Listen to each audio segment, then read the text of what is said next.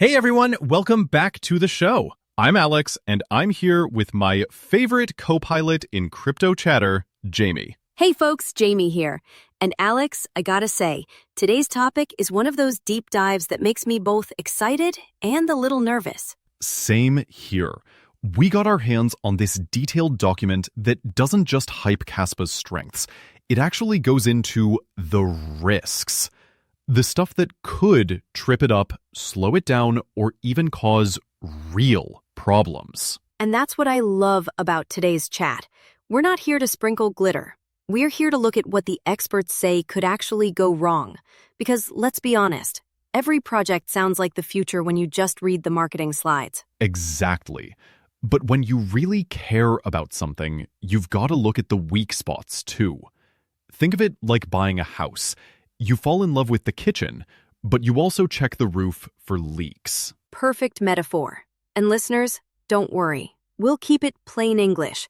We'll add some real-life analogies, and we'll share some honest reactions along the way. Yeah, sometimes we'll probably geek out. Sometimes we'll laugh, and maybe sometimes we'll go, oof, that one hurts. So grab your coffee, your tea, or whatever keeps you awake, because we're about to pull apart the big risk categories for Kaspa. This is not a doom and gloom episode. It's about understanding. And the better we understand, the better we can ride this journey together. Beautifully said. Okay, let's roll into the first category, the tech and security risks. So, Jamie, let's kick this off with technology and security risks. This is where things get really nerdy, but also really important, because if the tech cracks, everything else follows. Exactly. The document starts with the fact that Kaspa's doing something bold, running a blockDAG instead of a simple chain. That's like moving from a single-lane road to a whole grid of streets. It's faster, it allows way more traffic, but it also means more complexity. And complexity is where bugs like to hide. Right, and that's key. Every time you add complexity, you increase the chance that something unexpected happens. In traditional blockchains, the logic is already well studied, like Bitcoin's simple chain. But here, the rules are different, the pathways are wider, and that means there are more spots where mistakes could sneak in. And here's why that matters. If a bug slips into the code, it's not just a small inconvenience. We're talking about a system that carries real money, real investments, and potentially entire businesses on top of it. A single vulnerability could allow attackers to mess with transactions, double-spend coins, or cause forks that split the community. The paper made a great point about constant updates, too. Kaspa's growing fast, which is exciting, but rapid development means code is changing all the time. Every update brings improvements, but also the risk of introducing new errors. It's like tuning a race car engine every week. Sure, you're making it faster, but what if you forget to tighten one bolt? Suddenly the car doesn't just slow down, it crashes. And we've seen in the crypto space that even small bugs can have massive consequences. Think back to other projects where a flaw in smart contracts or consensus code caused millions of dollars in losses. That's the kind of history that makes these warnings real, not just theoretical. Exactly. Another point in the document was scalability under stress. Kaspa promises really high throughput, but the question is, what happens when the pressure really hits? Like, it's one thing when a few thousand users are transacting, but what about millions? And that's so important, because performance during normal days is easy. The real test is when demand spikes, like when markets move fast or when there's sudden adoption. If Kaspa can't hold up under those conditions, people lose trust. The paper also talked about 51% attacks. Now, Kaspa's design lowers the likelihood, but it's not immune. And here's the why. If someone gains control of a majority of the mining power, they can basically rewrite history on the network. That means reversing transactions, blocking others, or creating fake transactions. That's terrifying when you think about it. Because in crypto, trust is everything. If people think their transaction might not stick, they won't use the system. It's that simple. Exactly. And here's one more twist. Kaspa's novel consensus algorithm hasn't been stress tested as long as Bitcoin's. Bitcoin's been around since 2009. Every possible attack has been tried and studied. Kaspa's still younger, which means some risks might only appear when the system is bigger. So if we put all of this together, the picture is clear. Kaspa's tech is ambitious, and ambition comes with risk. It's exciting, but it's also uncharted waters. And that's why this section matters so much.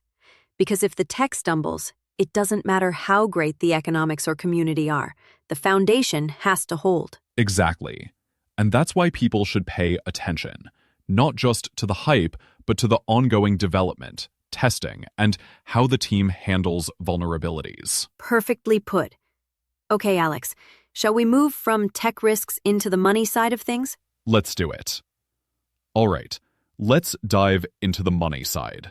Because no matter how solid the tech is, if the economics don't work out, the whole system struggles. Exactly. The paper really dug into this.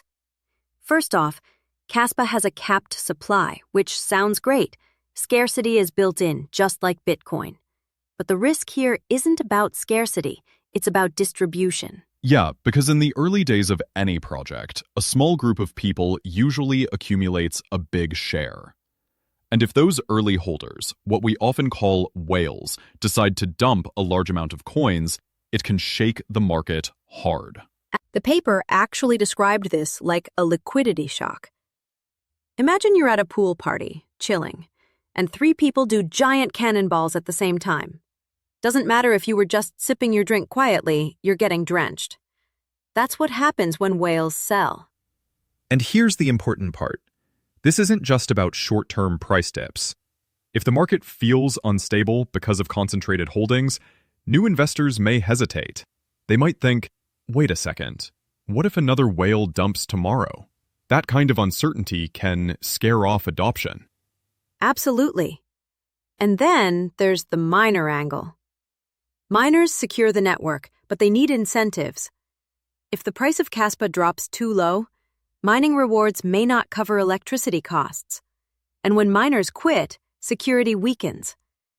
That's a big deal because it opens the door to attacks. And it's not a hypothetical.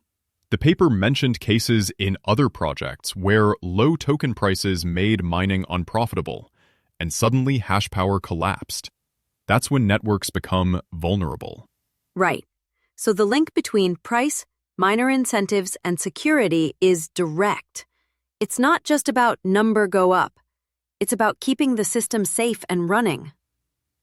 And here's another factor, the broader crypto market.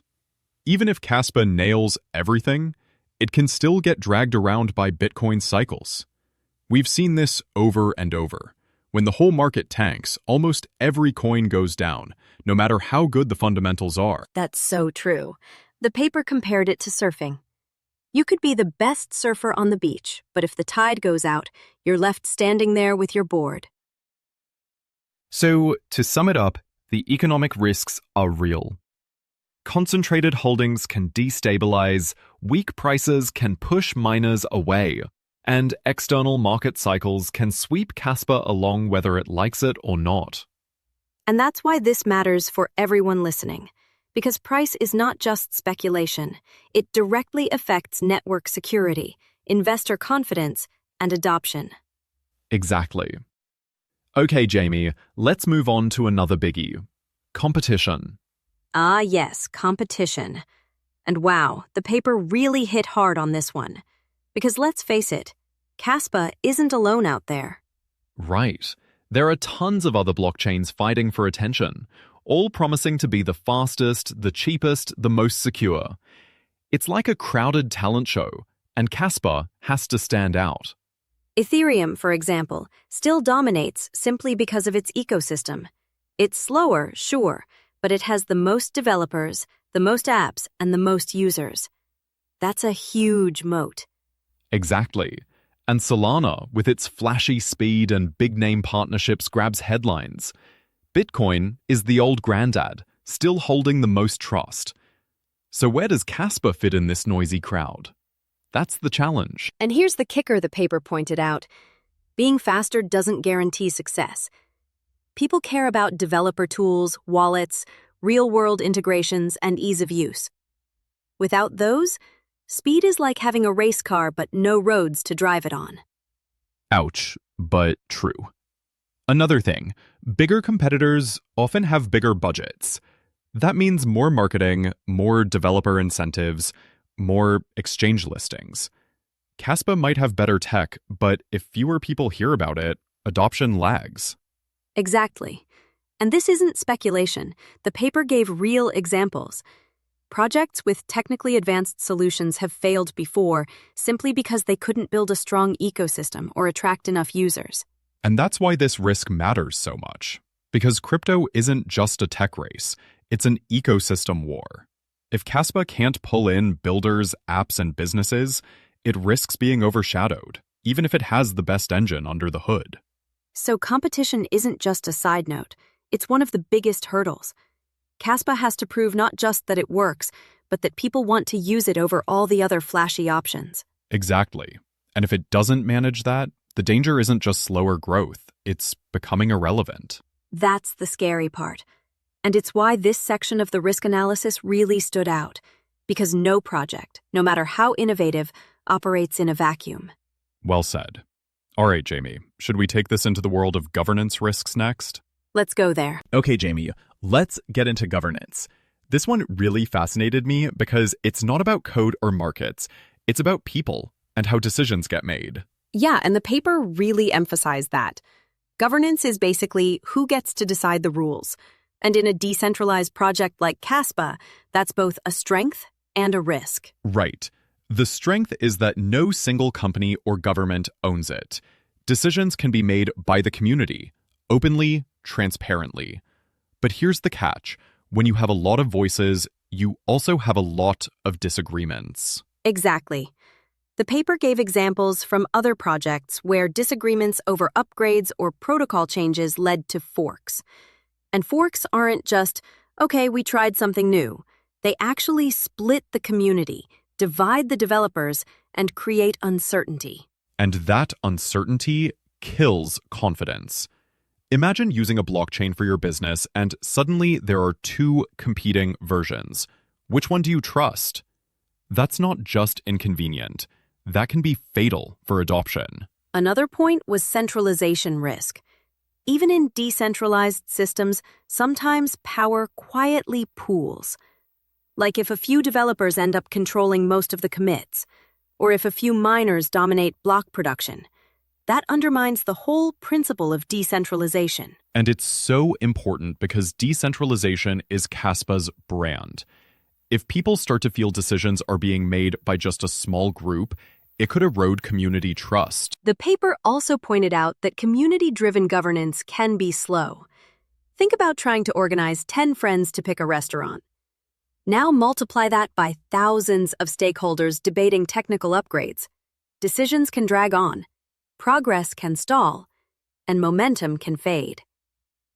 And that delay matters because the crypto space moves fast. Competitors don't wait.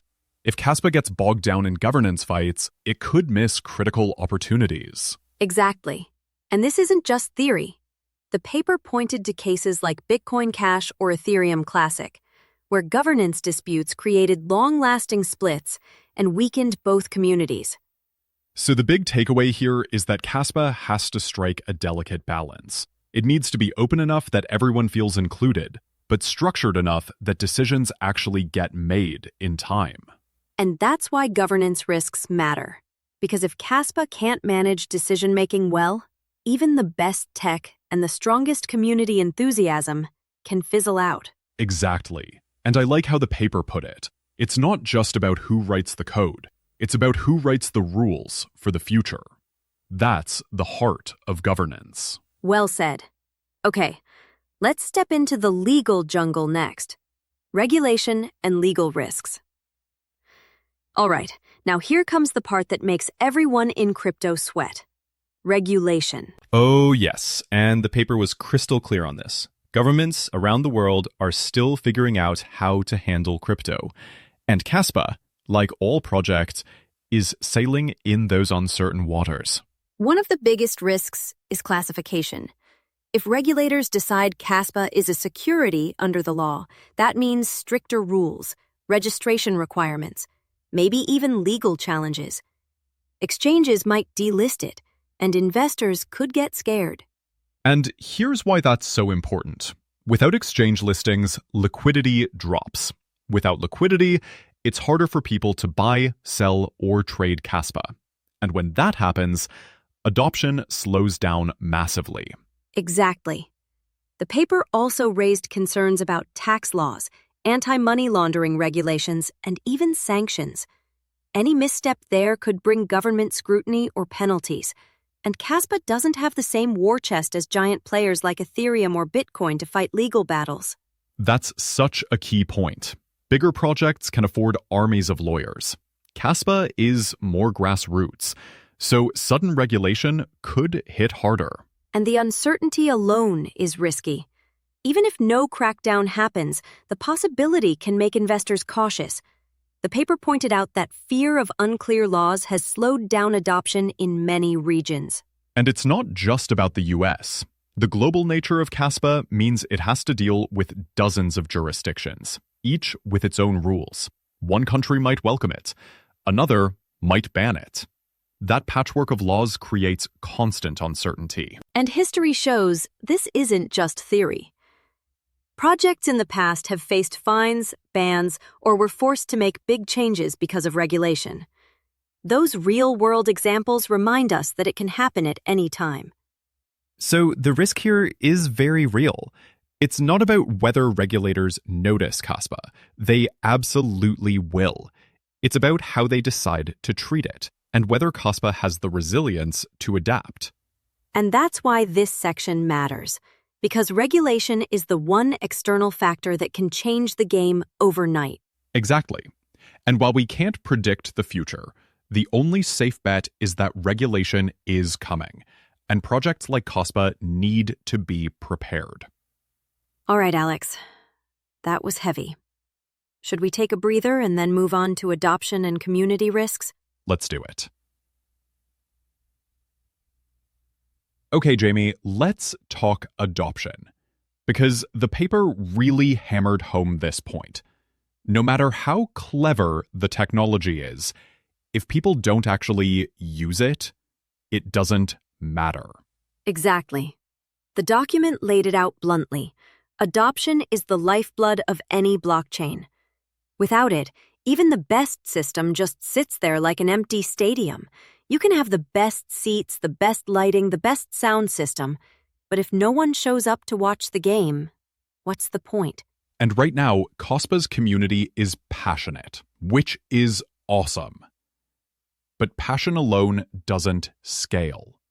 The risk is that growth stays too niche, just the hardcore believers, without spreading to everyday users, developers, or businesses. And that's crucial because developers bring apps. Apps bring users, users bring businesses. It's a domino effect. But if that chain doesn't get started, Kaspa risks becoming what the paper described as a ghost town network. And here's the why. If adoption stays low, liquidity is thin.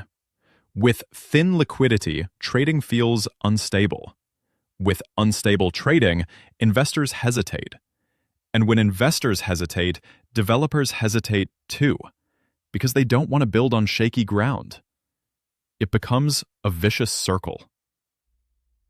The paper also mentioned mood swings in the community, and this one hit me. Crypto communities can be incredibly energetic, but they can also be volatile. A single exploit, a controversial governance decision, or even just hype shifting to another shiny project can deflate momentum fast. That's so true. It's like running a nightclub. You need that energy, that sense of this is the place to be.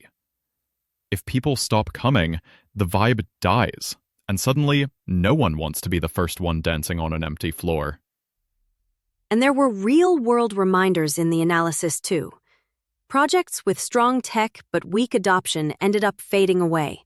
Not because they failed technically, but because they failed socially. That's the kind of history Kaspa has to learn from. Exactly. The paper stressed that adoption risk is not about one single factor. It's about momentum. And momentum is fragile. Lose it, and it's hard to get back. So for listeners, this is why adoption matters so deeply. It's not just a nice to have. It's the difference between being a vibrant ecosystem or being an empty shell. Yeah, and the challenge for Kaspa is clear. Keep the community energized, attract developers, bring in businesses, and grow beyond the diehards. Otherwise, all that tech potential just sits unused. Couldn't have said it better. All right, ready to tackle the last big category, external and long-term risks? Let's go there. All right, so external and long-term risks. This is the section that really reminded me how much of life is outside of our control. Yeah, because no matter how smart the Kaspa devs are, they can't control global economics, energy policies, or sudden shifts in technology.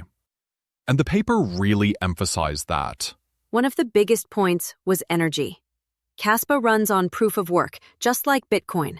And while that's great for security, it's also tied to energy consumption.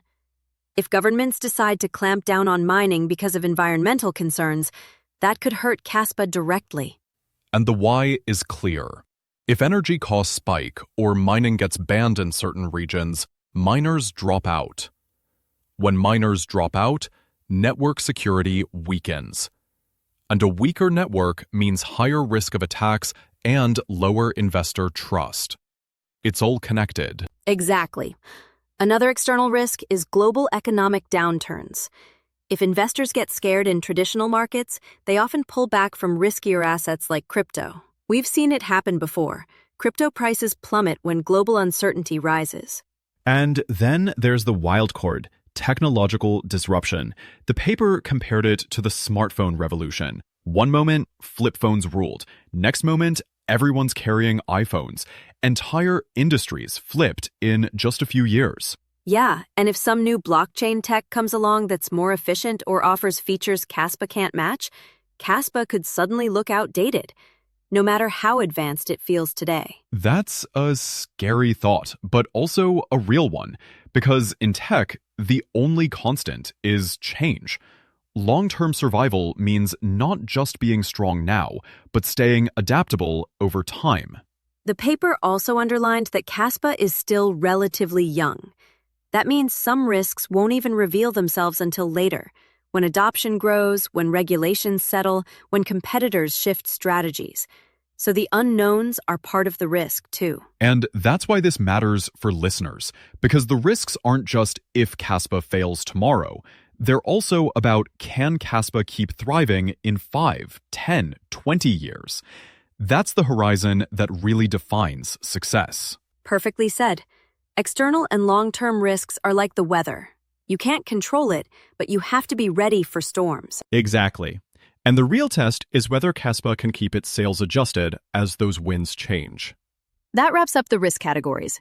Next, Alex, I think it's time we pull it all together for the outro. Let's do it. All right, Jamie, what a ride that was. We just went through the full landscape of risks Kaspa faces, from bugs in the code all the way to global economic storms. Yeah, and honestly, Alex, I love that we did this, because so much of the crypto conversation is just hype and moon talk. But looking at risks, that's where real understanding starts. Exactly. And it's not doom and gloom. It's the opposite. It's like driving a car. You don't freak out because there are risks on the road. You buckle up, you keep your eyes open, and you drive smarter. That's what this risk analysis is about. And the paper really showed that Kaspa's journey isn't just about tech brilliance. It's also about community decisions, economic realities, regulation, competition, adoption, and long-term adaptability. All of it matters. Yeah, and I think that's the big takeaway for our listeners. Kaspa has enormous potential, but potential doesn't exist in a vacuum. It has to survive these challenges. And how the team and the community handle them will decide the story. And we've seen this in history. Projects that looked unstoppable sometimes tripped on governance disputes or lost momentum because of weak adoption. Others were crushed under regulation. These are real risks with real consequences. But here's the flip side. Understanding these risks actually makes the Kaspa story more impressive. Because if it can navigate all of this and still thrive, that's when you know it's not just hype. It's resilience. Beautifully put.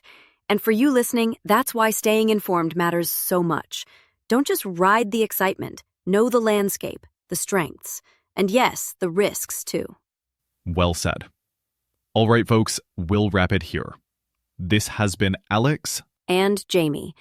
Thanks for hanging out with us on this deep dive. Stay curious, stay smart, and we'll catch you on the next one. Take care, everyone.